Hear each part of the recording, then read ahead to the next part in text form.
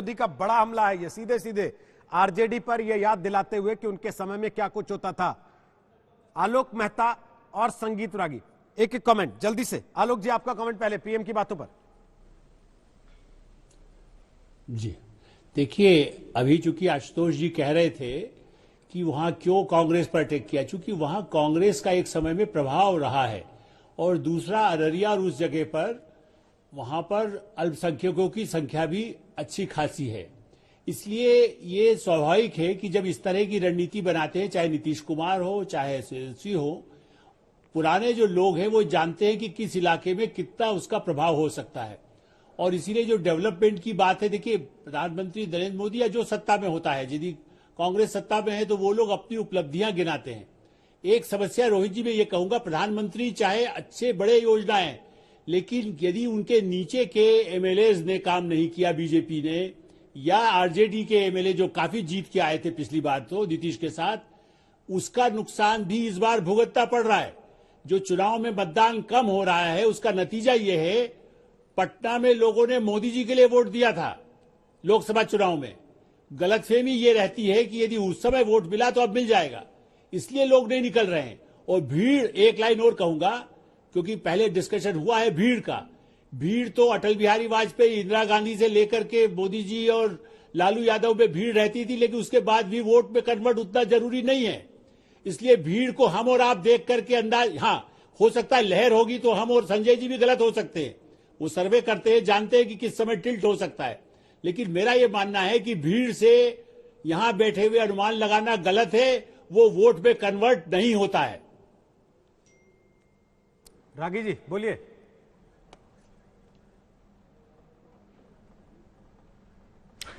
देखिए, अभी आशुतोष जी कह रहे थे कि उन्होंने इस भाषण में कांग्रेस पर ज़्यादा जोर दिया है, लेकिन यदि हम शब्दों को देखें, घोटाला, गुंडागर्दी, रंगबाजी, ये बिहार के लिए बड़ा प्रचलित शब्द हैं। और ये सारे शब्द जो हैं वो आरजेडी पर आज के दिन में पिछले 3 दशक से तो आरजेडी के ही के साथ इसको जोड़ा जाता है।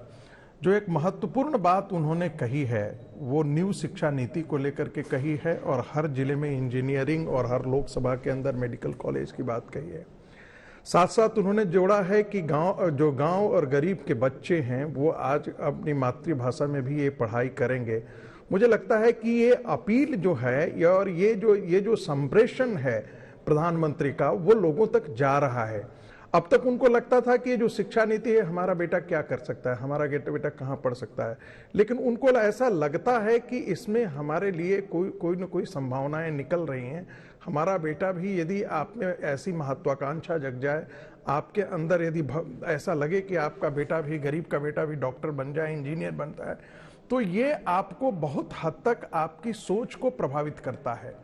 बिहार के अंदर यदि हम चुनाव को देखें तो जो प्रधानमंत्री की अपील है, अब ये भारतीय जनता पार्टी के नेताओं पर निर्भर करता है कि वो घरों से कितने निकाल करके ले जाते हैं, शहरी क्षेत्रों के मतदाता को वो कितना ले करके जाते हैं, गांव के अंदर कितने मतदाताओं को वो बूथ तक ले जाते हैं। यही वो जगह है जहां अमित शाह जी की रणनीति जो हुआ करती थी वो बहुत अचूक हुआ करती थी। देखना यह है, दिलचस्प ये होगा देखना कि बिहार के इस चुनाव में भारतीय जनता पार्टी की जो प्रादेशिक इकाई है वो कितना संगठन के लोगों को इसमें झोंक रही है और कितना कार्यकर्ता इसको वोट में तब्दील करने के लिए काम कर रहे हैं। तो प्रधानमंत्री नरेंद्र मोदी ने फारबिसगंज में चुनावी रैली को संबोधित किया। रंगबाजी, जंगलराज, डबल इंजन की सरकार और साथ ही कांग्रेस पर निशाना लगातार। सुनवाते हैं आपको प्रधानमंत्री नरेंद्र मोदी ने क्या कुछ कहा फारबिसगंज में। बिहार की पवित्र भूमि ने ठान लिया है कि इस नए दशक में बिहार को नई ऊंचाई पर पहुंचाएंगे। बिहार के लोगों ने जंगल राज को, डबल युवराजों को सिरे से नकार दिया है। बिहार में एक कहावत है और बड़ी सटीक कहावत है, बिहार की उस कहावत में कहा है, सब कुछ खैनी, सब कुछ खैनी, दूगो भुजा न चबैनी। यानी भर पेट भोजन करने के बाद भी खाने वाले की नजर अब भुजा पर है। यही इनकी सोच है। आज एनडीए के विरोध में जो लोग खड़े हैं, वो इतना कुछ खाने पीने के बाद अब फिर से बिहार को लालच भरी नजरों से देख रहे हैं। बिहार में आज दूसरे चरण का मतदान चल रहा है और जहां जहां मतदान हो रहा है, मुझे जब अभी हेलीकॉप्टर से आ रहा था तो किसी ने बताया कि पहले के चुनाव में इस समय जितना मतदान होता था उससे भी आज ज्यादा मतदान हुआ है। वो 10 बजे तक का मुझे हिसाब बता रहे थे। ये उत्साह, ये उमंग मैं बिहार के मतदाताओं का, उनकी सक्रियता का, लोकतंत्र के प्रति उनकी श्रद्धा का हृदयपूर्वक अभिनंदन करता हूं और सभी नागरिकों से, देश भर के अनेक राज्यों में उपचुनाव भी चल रहे हैं, बिहार में भी कई स्थान पर मतदान चल रहा है। चुनाव ये लोकतंत्र का बहुत बड़ा उत्सव होता है और लोकतंत्र के उत्सव में बढ़ चढ़ करके हिस्सा लेना हर नागरिक का कर्तव्य है और वही उज्जवल भविष्य की गारंटी भी है। आपका हर एक वोट लोकतंत्र को मजबूत करेगा, देश को मजबूत करेगा। लेकिन बिहार की जनता जानती है कि कौन बिहार के विकास के लिए प्रतिबद्ध है और कौन अपने परिवार के विकास के लिए। भाई और बहनों, आज बिहार में परिवारवाद हार रहा है, जनतंत्र फिर से जीत रहा है। आज बिहार में रंगबाजी और रंगदारी हार रही है, विकास फिर से जीत रहा है।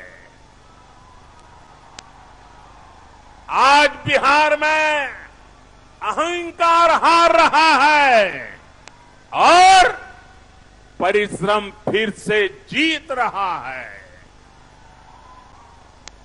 आज बिहार में घोटाला हार रहा है और लोगों का हक फिर से जीत रहा है।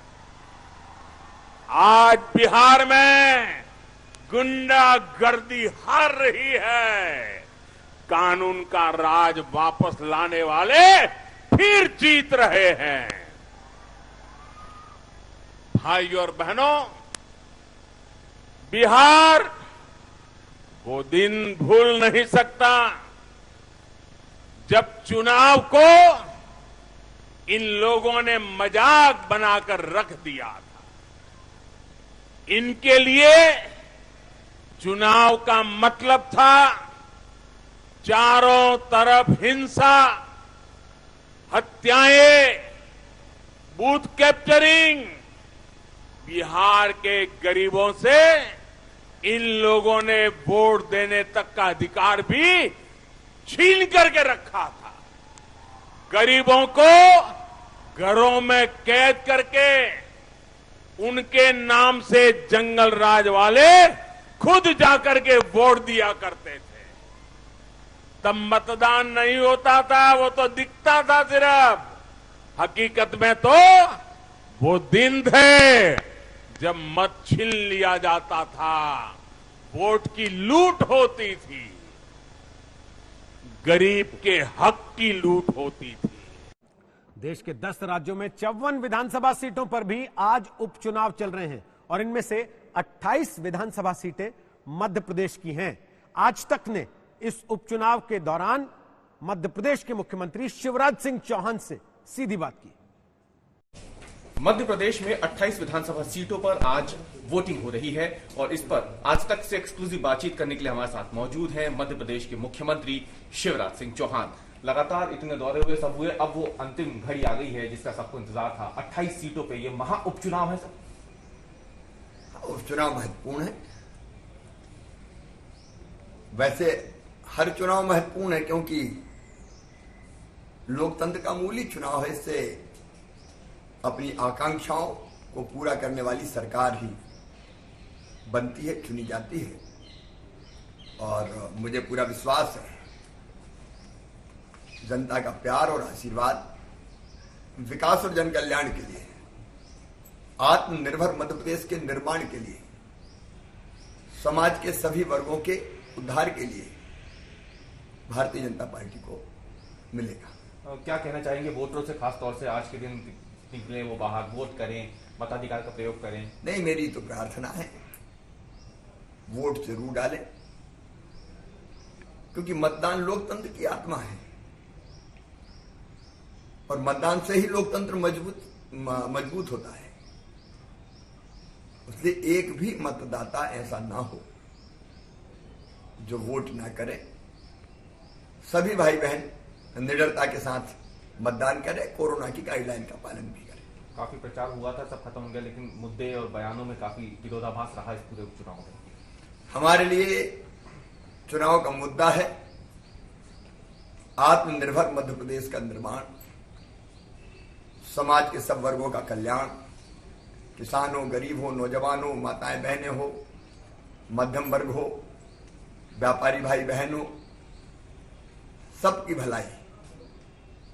गरीब के लिए रोटी, कपड़ा, मकान, पढ़ाई लिखाई, दवाई, रोजगार के अंजाम, किसान के लिए लाभकारी खेती, बच्चों के लिए अच्छी शिक्षा, रोजगार के अवसरों का निर्माण, महिला सशक्तिकरण और प्रदेश का विकास, ये हमारे लिए चुनावी मुद्दे हैं। बिहार में वोटिंग चल रही है दूसरे दौर की। इस वक्त 94 सीटों के लिए दूसरे दौर में वोट डाले जा रहे हैं और देख सकते हैं आप तमाम बड़े चेहरे, बड़े बड़े नेता, मंत्री, मुख्यमंत्री सब निकले हैं आज वोट डालने के लिए, अपने अपने मताधिकार का इस्तेमाल करने के लिए। नीतीश कुमार मुख्यमंत्री, उन्होंने वोट डाला। महागठबंधन के मुख्यमंत्री पद के दावेदार तेजस्वी यादव ने भी वोट डाला। पूर्व मुख्यमंत्री राबड़ी देवी वोट डालने के लिए पहुंची। गृह राज्य मंत्री नित्यानंद राय ने वोट डाला है। चिराग पासवान एलजेपी के नेता, उन्होंने वोट डाला। बिहार के उप मुख्यमंत्री सुशील मोदी ने भी वोट डाला। सीपी ठाकुर ने भी अपने मताधिकार का इस्तेमाल किया। और शत्रुघ्न सिन्हा, उनके बेटे लव सिन्हा, आज कांग्रेस पार्टी के टिकट पर मैदान में है बांकीपुर सीट से। सुजीत झा ने शत्रुघ्न सिन्हा से बात की है।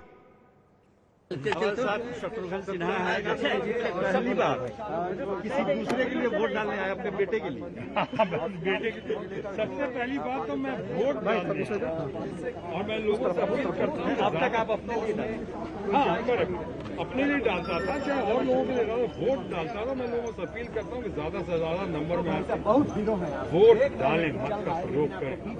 खासकर बिहार के भी गाँव में स्थिति में बिहार के विकास के लिए चार चीजें हमेशा चल रहे हैं। 4 P, पीस, प्रॉस्पेरिटी, प्रोग्रेस और प्राइड के लिए सबको सामने आना चाहिए, वोट देना। मैं इस बार जाहिर है कि जो बिहारी बाबू का बिहार पुत्र बेटा लव सिन्हा है, जिसपे बिहार सरकार का बहुत आशीर्वाद है, समर्थन है और खासकर यंगर जनरेशन का साथ है, तो वो यहाँ से चुनाव लड़ रहे हैं। और जाहिर है मैं अपना कर्तव्य को पालन करते हुए एक पिता का भी फर्ज। आप एक राजनीति के रहे हैं, अब नेता तो नहीं रहे थे, आपकी पत्नी भी चुनाव लड़ चुकी है, बेटे और बेटी सोनाक्षी का क्या है? सभी आप सारे एक साथ ही ये कहते हैं don't put all the eggs in the same basket. अभी ठहरो, जगजीत सिंह की गजल याद है ना आपको? आहिस्ता आहिस्ता। आप मत धक्का दीजिए सर, बात कर रहे हैं क्या? किनार से बात कैसे ना सर, वो बात आपको लगता है कितना पोटेंशियल आप देखते हैं? नहीं एकदम राइटिंग ऑन द इधर से इसका कैमरा भाई इधर आओ, इधर आओ। मैं उनके बहुत शुभकामना और शुभाशीष। नीतीश बाबू ने बहुत प्यार दिया, बहुत मान सम्मान दिया, मैं भी उनको बहुत मानता हूँ। मेरे अच्छे मित्र हैं, थे और रहेंगे, जैसे मैं हमेशा कहता हूँ इंशाअल्लाह। लेकिन अभी जो बात है वो बिहार के तरक्की के लिए जो वायदे पूरे नहीं हुए उसके खिलाफ है। पीछे हट जाना, बिहार को विश्वास हासिल करना है दुनिया को। ये क्या हो गया, वो ट्रेन से लोगों का आना जाना, और हमारे मजदूर परिवार की बात नहीं कर रहा हूँ, या जिस पैसों को क्वारंटीन में डाल दिया गया या उसके बाद। और केंद्रीय मंत्री रविशंकर प्रसाद क्या कह रहे हैं वो भी सुनवाते हैं। कुमार अभिषेक ने रविशंकर प्रसाद से बात की है। बीजेपी के बड़े नेता और अब वोट दे करके निकले हैं अपनी पत्नी के साथ। रवि जी, क्या देख रहे हैं आप वोट दे करके निकले हैं, बड़ी चर्चा है बदलाव की, बड़ी चर्चा है तेजस्वी की। बदलाव है, बिहार को और तेजी से आगे ले जाने का आग्रह, ये बदलाव है। इस अभिषेक जी, आप तो बहुत वरिष्ठ पत्रकार हैं, आपने देखा है बिहार को। बिहार का चुनाव का मुद्दा बहुत साफ है, अशांति, असुरक्षा, अपहरण या विश्वास, सुरक्षा और विकास का आग्रह, यह मुद्दा है। और मुझे पूरा विश्वास है, जिस तरह से 15 साल से काम हुआ, देखा है लोगों ने। आप तो पटना के हैं, इस पटना में कितने डॉक्टरों का अपहरण हुआ था, याद है ना आपको? तो लोगों ने वो दिन अब याद किया है और बिहार को और आगे ले जाएंगे। और हमारे प्रधानमंत्री जी की एक बहुत बड़ी उनका एक संकल्प है, बिहार के विकास के बिना देश का विकास नहीं। लेकिन एक गुस्सा कहा जा रहा है कि दिख रहा है नीतीश कुमार के खिलाफ, जो बीजेपी के खिलाफ उतना नहीं है जैसे लोग जिस बात को कहते हैं। आपको इस बात का कोई आभास है, या जिस तरीके से प्रधानमंत्री ने याद दिलाया कि 15 साल में क्या हुआ? देखिए, 15 साल में कुछ लोगों के मन में हो सकता है, मैं उसको अस्वीकार नहीं करूंगा, लेकिन जब लोग जमीनों पर देखते हैं और नीतीश के राज की शांति देखते हैं, हर गांव में बिजली सड़क देखते हैं, तो उनको लगता है इसी के साथ खड़े। रोजगार लेकिन तो बड़ा मुद्दा है, आपका मंत्रालय भी बहुत बड़ा रोजगार का सृजन का। मैं खाली एक ही बात कहूंगा, लालू जी ने 15 साल में 95,000 लोगों को नौकरी दिया, माता पिता के। नीतीश कुमार ने 6 लाख को दी, 2 लाख को शिक्षकों ने नियुक्त किया। अभी हम लोग का 19 लाख का पूरा रोड मैप है, 5 लाख IT में देंगे हम, 1 लाख डॉक्टरों को अपॉइंट करेंगे, 2 लाख टीचर्स को अपॉइंट करेंगे। आपको मालूम है पटना में TCS आ गया है, 9 BPO आ गए हैं, बिहार के हर गांव को हम ऑप्टिकल फाइबर से जोड़ रहे हैं, 27,000 का सर्वे हो चुका है। हम ऐसे काम करते हैं, हमारा रोड मैप है, करके दिखाएंगे, क्योंकि हमने किया है। उधर सिर्फ कहेंगे, कभी करेंगे। आखिरी सवाल बता दीजिए कि आपको लगता है कि चिराग एक खेल बिगाड़ने का खेल हो सकता है, या चिराग LJP कहीं ना कहीं आगे आपके साथ रहेगी? वो बिहार में इंडिया के पार्ट नहीं है, मुझे खुद कह दिया है, इसके आगे मुझे कोई टिप्पणी नहीं करना है। एनडीए मजबूत है, नीतीश जी, भाजपा, हम पार्टी और मुकेश। नीतीश जी मुख्यमंत्री बनेंगे दोबारा?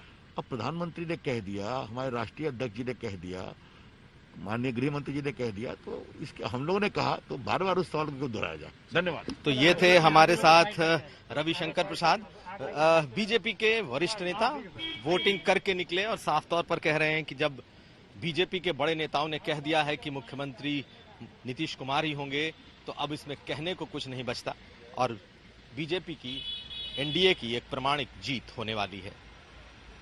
संजय सिंह के साथ कुमार अभिषेक, पटना आज। बड़ा दिलचस्प है। नीतीश कुमार कह रहे हैं मैंने तो कभी कहा ही नहीं कि मुझे ही सीएम बनाओ, और रविशंकर प्रसाद कह रहे हैं कि बीजेपी का हर नेता जब कह चुका है कि नीतीश कुमार ही सीएम होंगे, तो फिर इसमें सवाल पूछने की क्या जरूरत है? क्यों अभिषेक, क्यों पूछा फिर आपने उनसे? बिल्कुल रोहित, जब ये बात उठती है कि आखिर क्या नीतीश कुमार ही मुख्यमंत्री होंगे, तो आंसर बड़ा दिलचस्प आता है कि भाई जब हमारे प्रधानमंत्री ने कह दिया, राष्ट्रीय अध्यक्ष ने कह दिया, तो अब हमारे लिए कुछ नहीं बचता। लेकिन बहुत कुछ गुंजाइश चुनाव के बाद क्या निकलता है। देखिए, आज उन्होंने, जब हमने चिराग पर सवाल किया तो उन्होंने इतना कहा कि उन्होंने खुद ही कहा है कि वो एनडीए में नहीं है। यानी बीजेपी के भीतर जो चिराग को लेकर के एक सॉफ्ट कॉर्नर है, वो तमाम नेताओं के बातचीत में, लहजे में दिखाई दे जाता है। और ये हमें भी यहाँ दिखाई दे रहा है, बिहार में भी इस वक्त दिखाई दे रहा है, जिस तरीके से चिराग पासवान एक तरफा सिर्फ और सिर्फ नीतीश कुमार के खिलाफ हैं, खुलकर बीजेपी के साथ हैं। तो मुझे लगता है कि बीजेपी ने भी कहीं ना कहीं अंदर खाने कुछ दरवाजे जरूर खोल रखे होंगे, और नेताओं की बातचीत और उस लहजे से भी ये झलकता दिखाई देता है। रोहित। आशुतोष जी, जल्दी से कमेंट आपका, फिर चित्रा के पास चलेंगे। देखिए, एक बात नीतीश जी बहुत अच्छी तरीके से समझ रहे हैं कि दरअसल ये चुनाव उनके कार्यकाल पर, उनके मुख्यमंत्री के तौर पर एक तरीके से रेफरेंडम है, और उनको ये बात समझ में आ रही है। और मुझे लगता है कि रविशंकर प्रसाद एक बड़े वरिष्ठ नेता हैं, लेकिन जिस भाषा का उन्होंने इस्तेमाल किया है उससे साफ लग रहा है कि वो चिराग पासवान के लिए सारे रास्ते खुले रखना चाहते हैं कि अगर कहीं जरूरत पड़े चुनाव के बाद, अगर बीजेपी जेडीयू अपने बल पर अगर बहुमत नहीं जुटा पाती तो चिराग पासवान के लिए रास्ता बंद नहीं होना चाहिए। मुझे लगता है उस ओर उन्होंने इशारा किया है।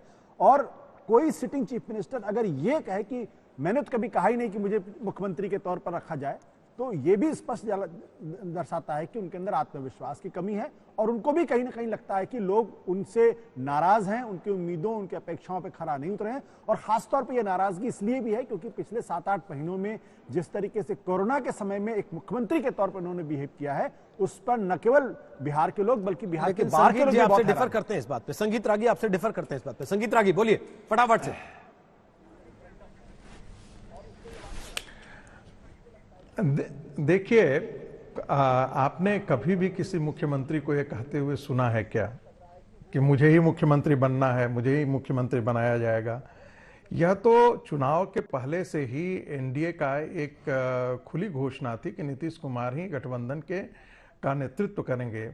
चाहे भारतीय जनता पार्टी के पास सीटों की संख्या ज्यादा भी आए, फिर भी नीतीश कुमार ही गठबंधन का नेतृत्व करेंगे।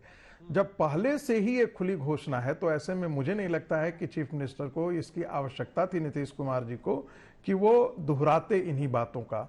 दूसरी बात देखिए, जहां तक कोविड के बाद की स्थितियां हैं, कमोबेश सारे राज्यों को, यदि हम योगी जी को छोड़ दें जो बहुत उन्होंने तत्परता से उसको रागी जी, बहुत बढ़िया से रागी जी, एक बार एक मतदान केंद्र की तस्वीर दिखाते हैं आपको। अच्छा। आप भी देखिएगा, चित्रा बात कर रही हैं, बुजुर्ग महिला वोट डालने पहुंची है। आप लेकिन बुजुर्ग आप हैं, आप इसके स्टूल का सहारा लेकर प्लास्टिक के यहाँ तक चलने के लिए आई हैं, युवा गायब हैं, तो उनको क्या संदेश आप देना चाहेंगे कि आप इतने मुश्किल में हैं, आपको परेशानी भी है शारीरिक रूप से, फिर भी आप वोट करने के लिए आई हैं? हाँ, वोट कोई अपना सवारी नहीं, रिक्शा से आए हैं अपना। अच्छा। फिर रिक्शा से जा रहे हैं और इस स्टूल का सहारा लेकर ही चलती हैं? हाँ, चल नहीं पाती हैं आप? ना, घड़ी में स्टूल का सहारा लेके चलते। किस मुद्दे पर वोट डाली हैं? क्या होना चाहिए आपके इलाके में? क्या होना चाहिए? सब कुछ होना चाहिए, सस्ती होना चाहिए, सस्ता होना चाहिए, और गरीब को देखना चाहिए सरकार को कि कौन गरीब है, कौन क्या है, किस हालत में है, और उनका ख्याल रखना चाहिए। देखिए, ये बेहद बुजुर्ग महिला है, इस स्टूल का सहारा लेकर ये चलती हुई यहाँ तक पहुंची हैं, और इसी से आप चले जाइए वापस, और इसी से ये वापस भी जाएंगी अपने घर को। लेकिन ये बेहद महत्वपूर्ण है रोहित। देखिए, मैं बांकीपुर विधानसभा में इस वक्त खड़ी हुई हूँ, बाकी हिस्सों से लगातार मैं आ रही हूँ, लेकिन यहाँ पर बड़े बुजुर्गों की तादाद तो दिखाई दे रही है। आप जैसा कि देख पा रहे हैं कितनी मुश्किल है इनको वापस लौटने में, लेकिन युवाओं की तादाद बहुत कम है। शहरी क्षेत्र में हालांकि यहाँ पर एक लाइन छोटी सी लगी हुई आपको जरूर दिखाई देगी, लेकिन मैं कुम्हरार विधानसभा से भी होकर आ रही हूँ, बाकी हिस्सों को भी देखते हुए आ रही हूँ। जो जोश और जुनून मतदाताओं में देख रही हूँ, क्योंकि ये बांकीपुर का ये बहुत घना इलाका है और यहाँ पर एक लंबी कतार होनी चाहिए थी। माना जाता है शहरी वोटर देर से सोकर उठते हैं, वो देर से वोट डालने के लिए आते हैं, लेकिन अभी एक उदासीनता दिखाई दे रही है, एक सुस्ती दिखाई दे रही है। इसके पहले हम आशुतोष से या संजय कुमार से कमेंट लें। संगीत रागी हमारे साथ इस वक्त मौजूद हैं, पिछले हाफ में कमेंट ले नहीं पाए थे संगीत जी आपसे। जरा जो आज की सीटें हैं 94 और जो वोटिंग की रफ्तार है अभी तक की 8.25% के आसपास, उसको लेकर आपका आकलन क्या कहता है?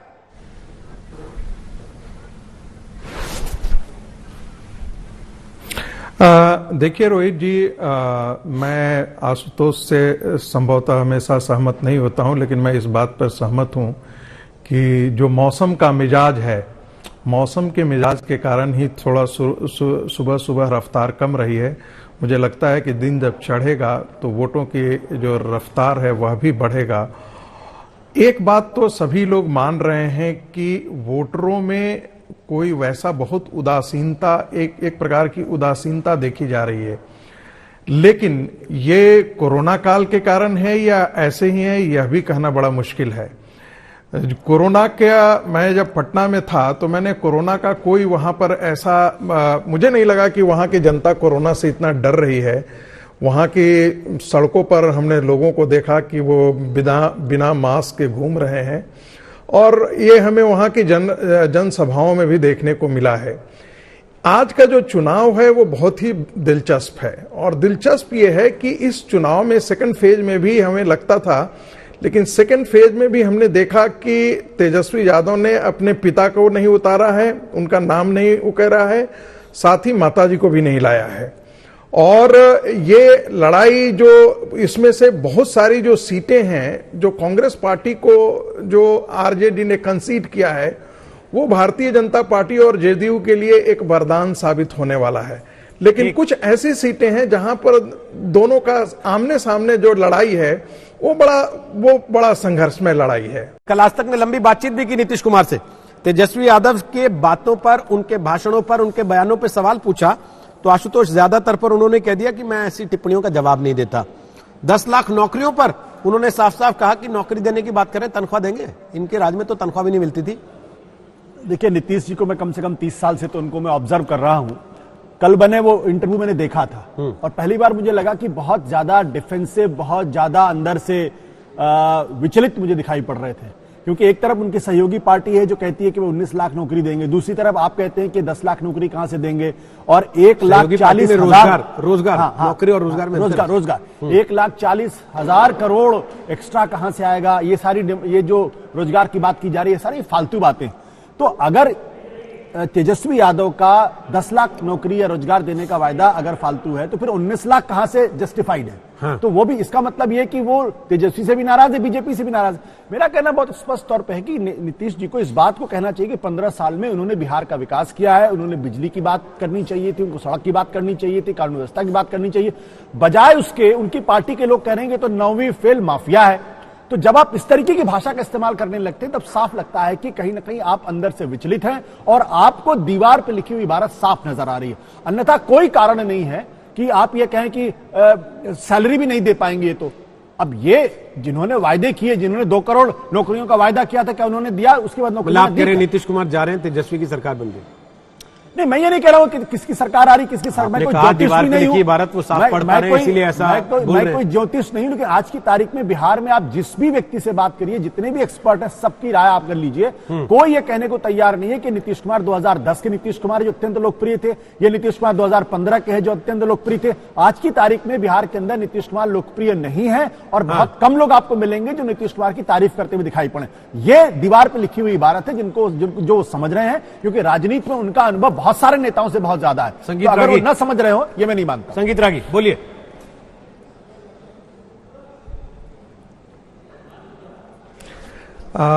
देखिए, मुझे नहीं मालूम है कि आशुतोष जी ने किनका इंटरव्यू लिया है और कहाँ का सर्वे किया है, लेकिन इन्होंने अभी तीसरे राउंड का इलेक्शन बाकी है और अभी से ही इन्होंने निष्कर्ष और इस चुनाव का उपसंहार आपके दर्शकों को बता दिया। मुझे लगता है कि बिहार के अंदर जो जो सामाजिक समीकरण है वो एक बहुत महत्वपूर्ण समीकरण है।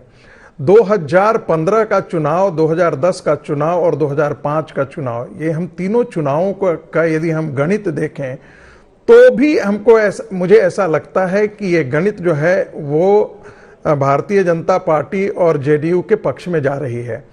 कई बार चीज़ों आपने देखा होगा कि पिछली दफा भारतीय जनता पार्टी के जनसभाओं में बहुत भीड़ हुआ करती थी, लेकिन आपने देखा कि भारतीय जनता पार्टी चुनाव हार गई क्योंकि वो सोशल इक्वेशन उनके साथ नहीं खड़ा था।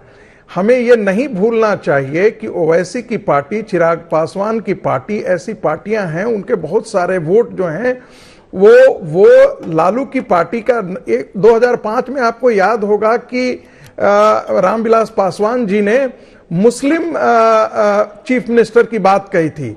ये एक ऐसा आकर्षक नारा है जो मुसलमानों के बीच में बड़ा पॉपुलर हुआ है और हो सकता है कि एक बहुत बड़ा हिस्सा जो है ओवैसी की पार्टी को और चिराग पासवान को भी वोट दें।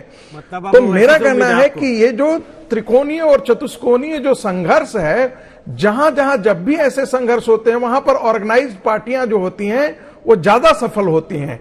और यही कारण है कि मेरा ऐसा आकलन है, मैं फिर कहूंगा मैं ज्योतिष नहीं हूं, लेकिन मुझे ऐसा लगता है कि भारतीय जनता पार्टी और उसका गठबंधन जो है वो इस चुनाव में फिर से विजयी होकर के आएगा।